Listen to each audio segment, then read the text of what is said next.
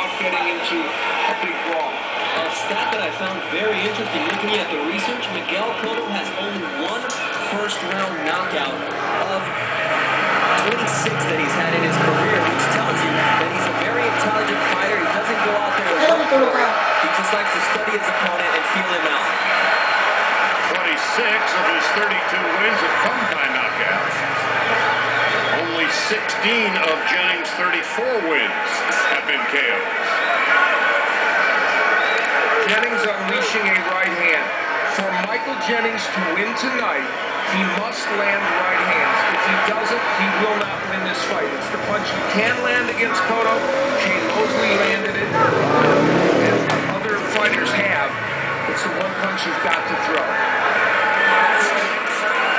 And you can't help but wonder what might be going through the mind of Cotto, having suffered the first and only loss of his career last July.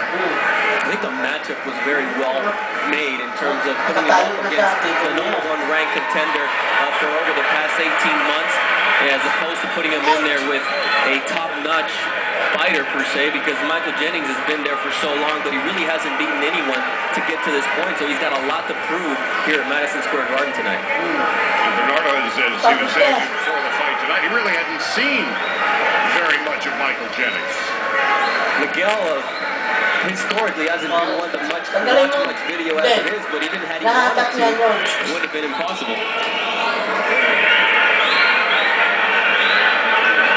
Obviously, very tactical first round by Jennings. That's the first left hook of consequence that Cotto has thrown. What's been landed here in round one has mostly been from Cotto, but Jennings has really used this as a tactical round to get his sea legs under. Missing with the left uppercut.